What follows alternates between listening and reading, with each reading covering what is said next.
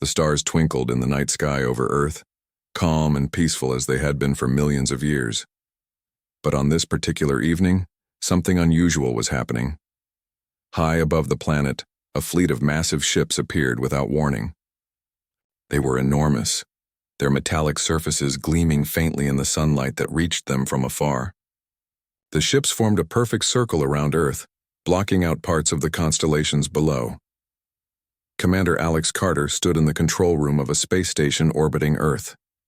His face was tense as he stared at the screen showing images of the alien fleet. Beside him, Ambassador Livia Stone adjusted her glasses, trying to stay calm despite the chaos unfolding around them. Both of them knew this moment would change everything, for better or worse. "Do we have any idea who they are?" Alex asked, his voice steady but firm. Livia shook her head.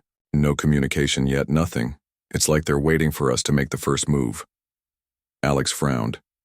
He didn't like being in the dark. As a military officer, he was used to having plans and strategies. This situation felt completely out of control. On the screen, one of the ships began moving closer to Earth. Its size made it look like a small moon. People all over the world watched in shock as news channels broadcast live footage of the mysterious visitors. Back on Earth, ordinary people reacted in different ways. Ryan Holt, a mechanic living in a small town, sat glued to his television. His hands were covered in grease from fixing cars earlier, but now he couldn't tear himself away from the screen. "What do you think they want?" he asked his wife Sarah, who was pacing nervously behind him. "I don't know," she replied, biting her nails. "But I don't like it." Meanwhile, Emily Dawson, a high school teacher, tried to keep her students calm. Her classroom was buzzing with questions. "Are they going to hurt us?" one boy asked, his eyes wide with fear. Emily forced a smile. "We don't know anything yet. Let's not jump to conclusions." Inside, though, she felt just as scared as everyone else. On the space station, things grew more intense. One of the alien ships sent a signal, a series of strange symbols flashing across the monitors. Livia leaned forward, studying the message carefully. "It's some kind of language," she said. "We'll need time to decode it." Before anyone could respond, another ship moved into position directly above the space station. A beam of light shot out from the vessel, scanning the area. Alarms blared inside the station, and Alex quickly gave orders to his team. "Stay sharp. We don't know what they're doing yet." Minutes later, a holographic figure appeared in the middle of the room. It looked humanoid but taller, with glowing blue eyes and intricate patterns etched into its skin. The figure spoke in a deep, echoing voice. "We are the Valons," it announced. "Your planet holds resources we require. Surrender them, and we will grant you protection." Alex clenched his fists. Protection? It sounded more like a threat. He glanced at Livia, who nodded slightly, signaling she understood the gravity of the situation. "We can't give them what they want," Alex whispered under his breath, not without knowing what they truly intend. Livia stepped forward, addressing the hologram. "We need time to discuss your request. We value peace and cooperation, but we must ensure our people's safety." The Valon figure tilted its head as if considering her words. Then, without warning, the hologram vanished. The alien ships remained in place, silent and unmoving. Alex sighed heavily. Whatever happened next, one thing was clear. Humanity was no longer alone in the universe, and its future hung precariously in the balance. The news of the Valon's demands spread quickly across the globe. Within hours, people everywhere were talking about it.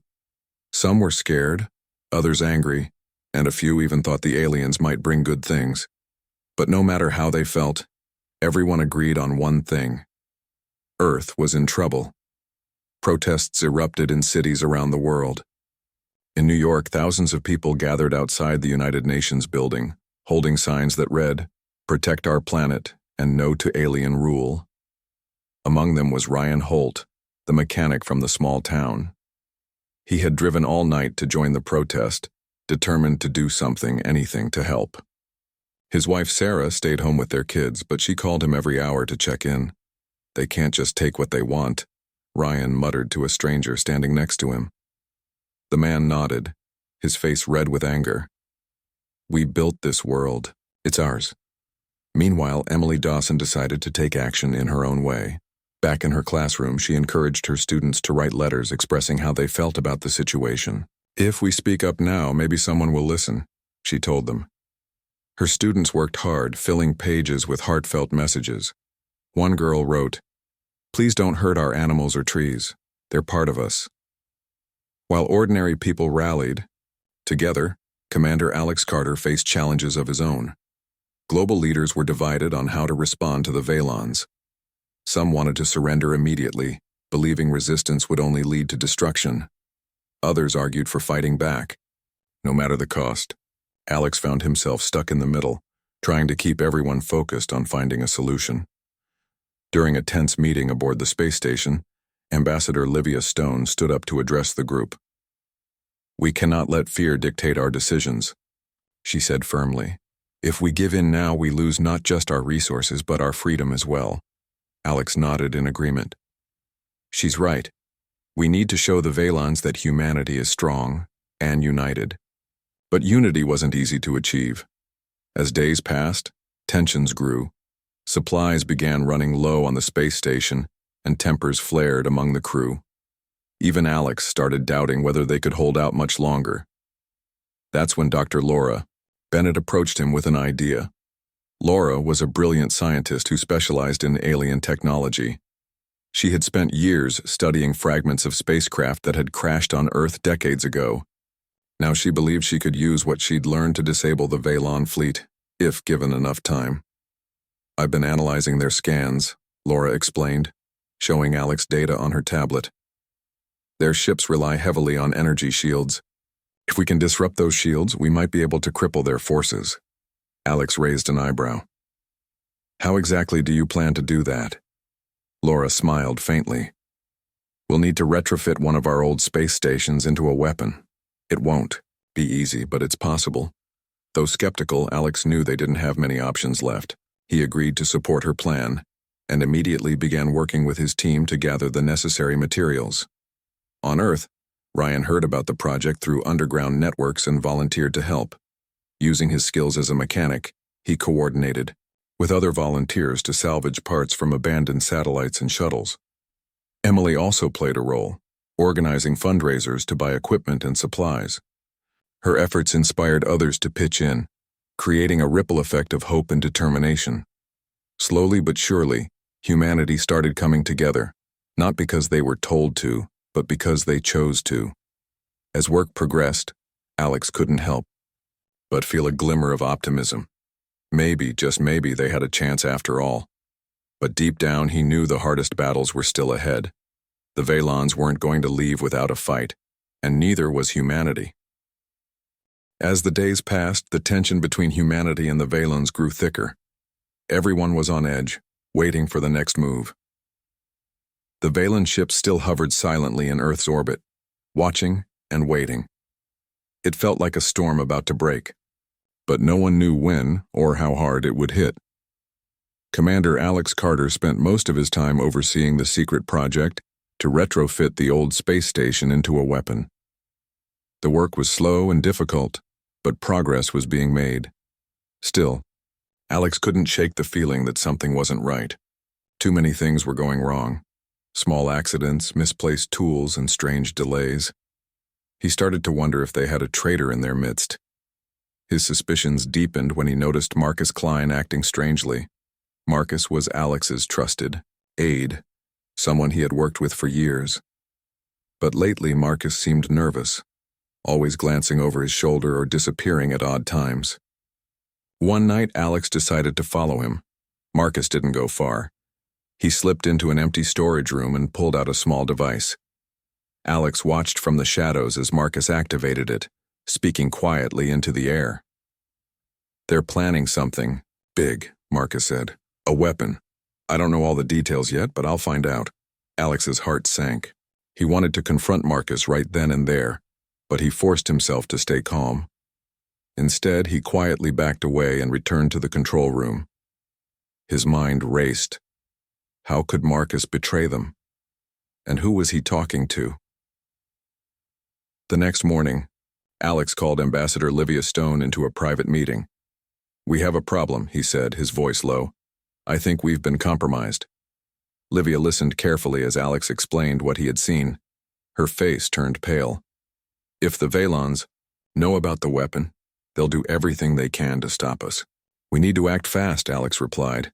"But we also need to figure out how much Marcus has already told them."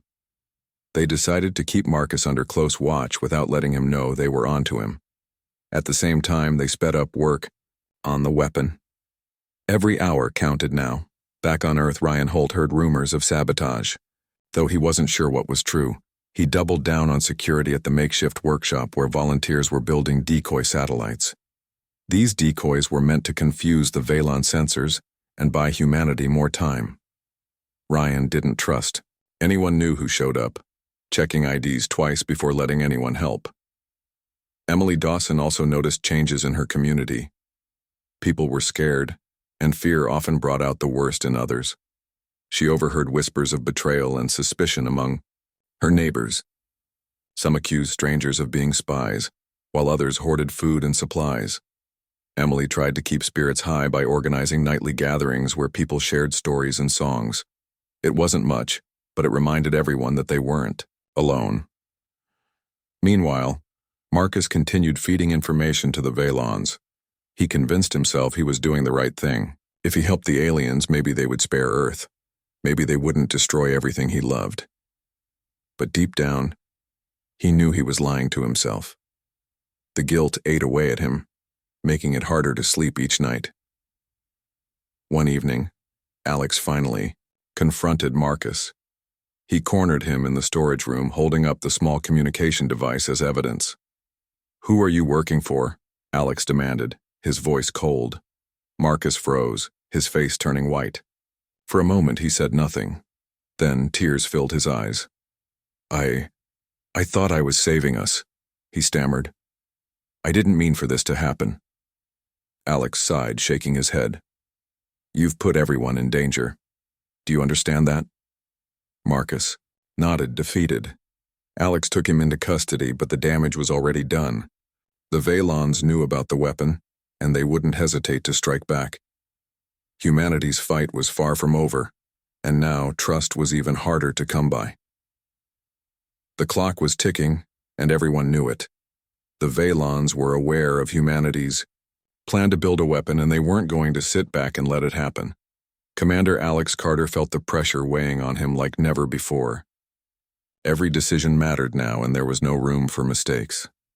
Dr. Laura Bennett worked tirelessly to finish retrofitting the old space station into a weapon. Her hands moved quickly as she adjusted wires and circuits, her face lit by the glow of her tools. Around her, volunteers from all over Earth helped with whatever they could. Some carried heavy equipment, others cleaned debris, and a few even cooked meals to keep everyone fed. Among them was Ryan Holt, who had traveled to the station after finishing his work on the decoy satellites. He didn't know much about science, but he knew how to fix things. That skill made him invaluable. "We're almost ready," Laura told Alex one evening. "But we need more time to test everything. If we rush this, it might not work." Alex nodded. "Do what you can. We'll find a way to buy you that time." On Earth, Emily Dawson played her part in keeping morale high. She organized groups of people to paint murals on buildings with messages like "Stand Strong" and "Earth United." These colorful images spread hope across neighborhoods, reminding people that they weren't powerless. At night, she joined video calls with other leaders of grassroots movements, sharing ideas and strategies. Together, they coordinated efforts to distract the Valons. One of their biggest distractions came when the decoy satellites were launched. Hundreds of small, harmless devices floated into space, mimicking the signals of real ships. To the Valons, it looked like Earth was building an army. Confused, they began scanning the area, trying to figure out what was happening. This gave Laura and her team precious hours to complete their work. But the Valons weren't fooled for long. When they realized the satellites were fake, they retaliated. A squadron of their ships fired warning shots near the edge of Earth's atmosphere. The blast shook cities below, causing panic among civilians. In New York, crowds scattered as alarms blared. Ryan's wife, Sarah, hugged their children tightly, praying he would come home safely.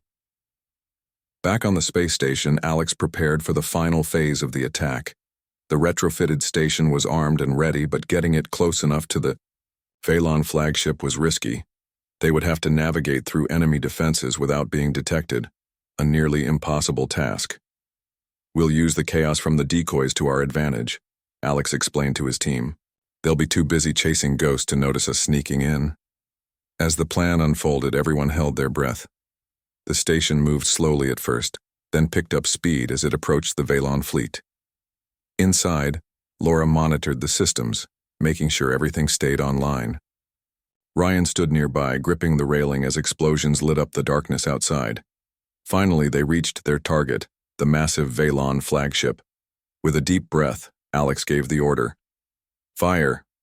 A powerful beam shot out from the station, striking the flagship's shields. For a moment, nothing happened. Then, cracks began to appear in the energy barrier. The Phaelons scrambled to repair it, but it was too late. Their shield collapsed, leaving the ship vulnerable. Cheers erupted on the station. It wasn't a total victory. They hadn't destroyed the flagship, but they had dealt a serious blow to the Phaelons. Humanity had shown that it could fight back. Down on Earth, people watched the news with tears in their eyes. Emily hugged her students, telling them, "We did it. We stood together, and we fought." But Alex knew the battle wasn't over yet. The Phaelons were wounded, but they were still dangerous. Still, for the first time since the aliens arrived, there was a glimmer of hope. Humanity had proven it wouldn't go down without a fight, and that changed everything. The victory against the Phaelon flagship was a turning point, but it wasn't enough to end the conflict. Everyone knew the aliens wouldn't give up easily. The damage to their ship had been significant, but it hadn't destroyed them. Now, humanity had to decide what came next. Commander Alex Carter gathered his team in the control room of the space station. The mood was tense but hopeful. For the first time, they had struck a real blow against the invaders. But Alex reminded them that this was just the beginning. "We've shown them we can fight," he said, pacing back and forth. "But they're still out there, and they're still dangerous." Ambassador Livia Stone stood nearby, her arms crossed. She had been thinking deeply about the situation. "We need to take this moment to send a message, not just to the Phaelons, but to ourselves," she said. "If we want to survive this, we have to show them that Earth is united, that we're not afraid to stand our ground." Alex nodded. "What are you suggesting?" Livia took a deep breath. "We declare all Terran space off-limits to the Galactic Empire. No negotiations, no compromises. If they come any closer, we'll make it clear that we're willing to sacrifice everything to protect our planet." The idea was bold and risky. Some members of the team voiced their concerns. "Do you really think they'll listen?" asked one officer. "They've already shown they don't care about us." "They might not listen at first," Livia admitted. "But if we present ourselves as a united force, they'll see that conquering Earth won't be easy. It's a gamble, but it's the best chance we have." Meanwhile on Earth, people were buzzing with news of the attack on the Phaelon flagship. Ryan Holt returned home briefly to check on his family. His wife Sarah hugged him tightly. "I heard what happened," she said.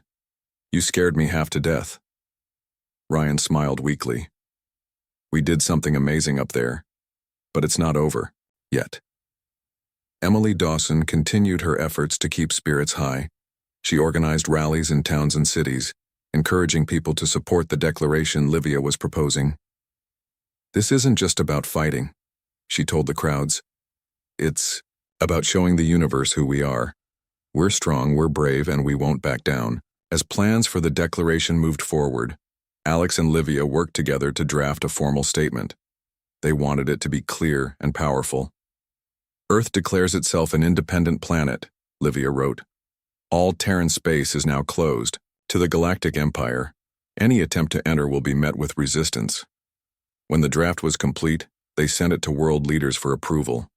Most agreed quickly, inspired by the courage shown during the recent battle. Even countries that had been hesitant before now rallied behind the cause. The declaration became known as the Terran Independence Pact, but not everyone was happy about it. Marcus Klein, still under guard after his betrayal, tried to argue against the plan. "You're making a mistake," he told Alex. "The Valons won't back down, they'll destroy us." Alex stared at him coldly. "Maybe, but at least we'll go down fighting, for something worth protecting." Finally, the day came to deliver the message to the Valons. Alex and Livia boarded a small shuttle and flew toward the damaged flagship. As they approached, Admiral Zorak, the Valon commander, appeared on their screen. His glowing blue eyes narrowed when he saw them. "You dare to challenge us?" Zorak growled. "We're not challenging you," Livia replied firmly. "We're telling you that Earth is no longer yours to take. Leave our space, or face the consequences." Zorak laughed, a low, menacing sound. "You think your little weapon scares us? You're nothing compared to the Galactic Empire." "Maybe not," Alex said. "But we're not alone anymore. The whole planet stands with us, and we'll do whatever it takes to protect it." For a moment, there was silence. Zorak studied them, his expression unreadable.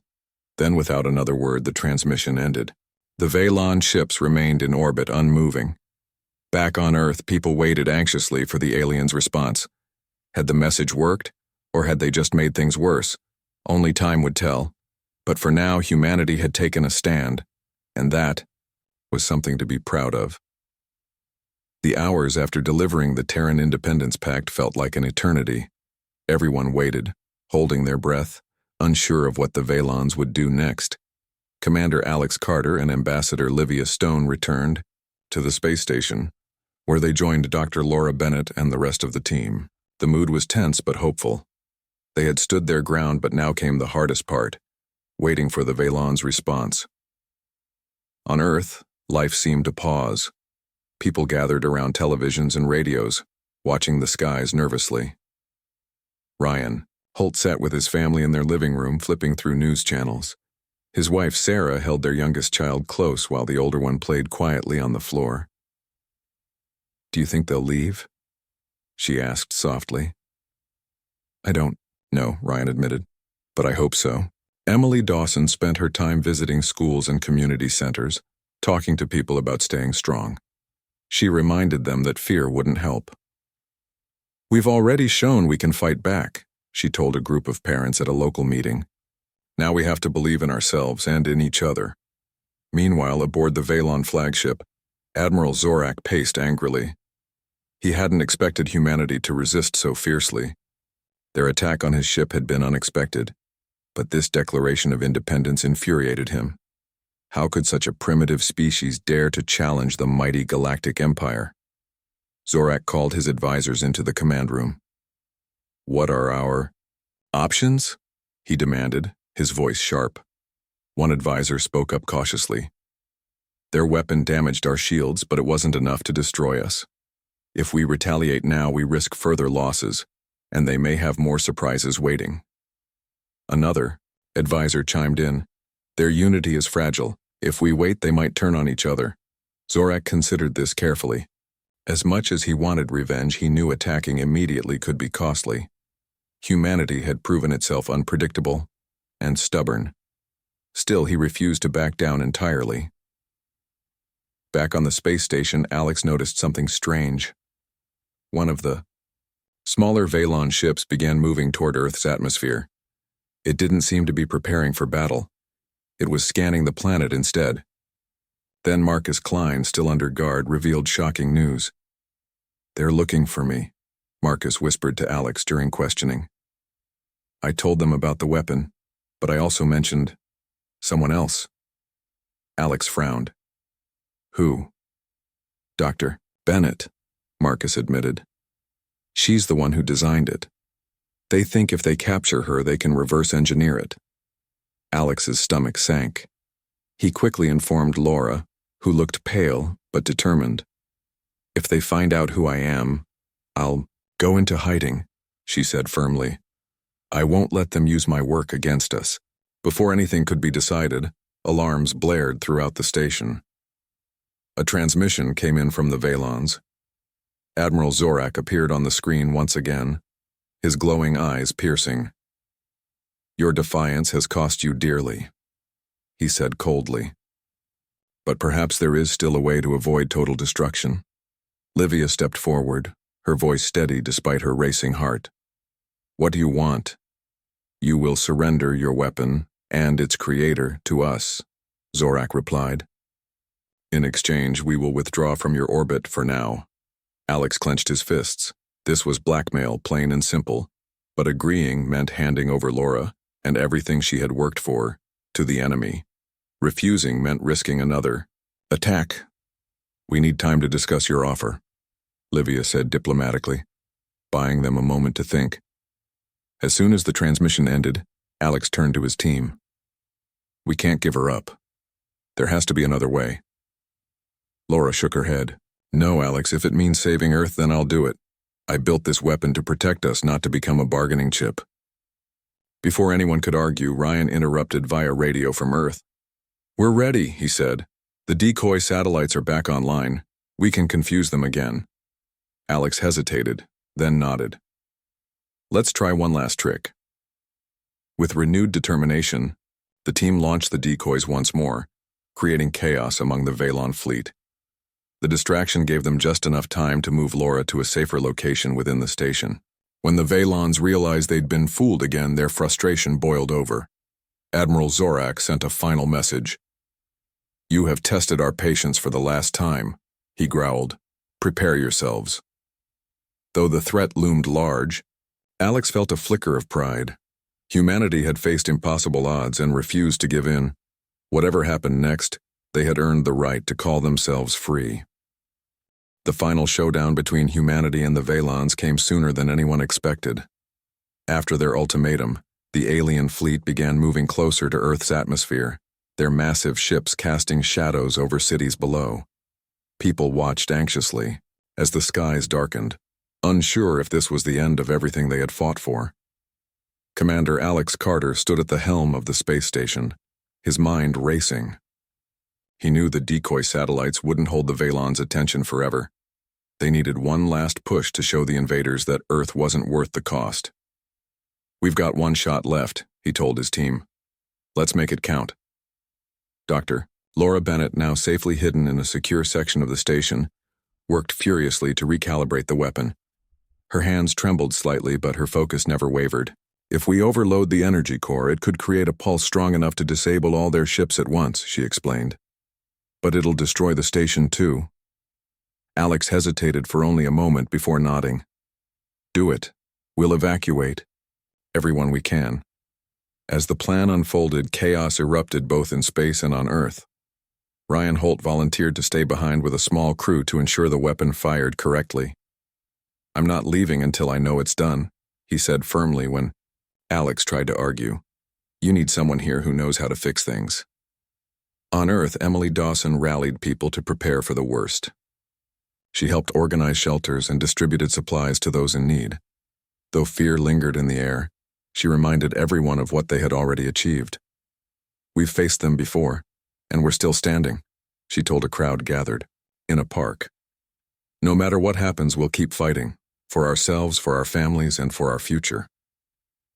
Back aboard the space station, the countdown began. The remaining crew scrambled to evacuate, boarding shuttles that would take them back to Earth. Alex stayed behind with Ryan and Laura, determined to see the mission through to the end. As the seconds ticked away, tension filled the room. 10 seconds, Laura announced, her voice steady despite the weight of the moment. 5, Ryan added, gripping the controls tightly. When the timer hit 0, the weapon fired. A blinding pulse of energy surged outward, engulfing the Valon fleet. Their ships shuddered violently, their systems failing one by one. On the flagship, Admiral Zorak roared in frustration as his command center went dark. The mighty Galactic Empire had been humbled. Moments later, the space station exploded in a brilliant flash of light. Back on Earth, people gasped as they saw the fiery burst in the sky. Tears streamed down faces as news spread that Alex, Ryan, and Laura had sacrificed themselves to save the planet. But amidst the grief there was also pride. Humanity had stood together and won. In the days that followed, the surviving Valon ships retreated, disappearing into the depths of space. It was clear they had underestimated Earth and its people. Ambassador Livia Stone addressed the United Nations, her voice filled with emotion. "Today marks a new chapter for humanity," she declared. "We have proven that no matter the odds, we will protect our home and our freedom." Ordinary heroes like Ryan Holt and Emily Dawson became symbols of hope. Though Ryan hadn't survived, his bravery inspired others to step up and rebuild. Emily continued teaching, sharing stories of resilience with her students. "This isn't the end," she told them. "It's just the beginning." Though peace was fragile, humanity vowed to remain vigilant. Earth had taken its first steps toward becoming a united force in the galaxy. And while challenges lay ahead, one truth was undeniable. Humanity had earned its place among the stars.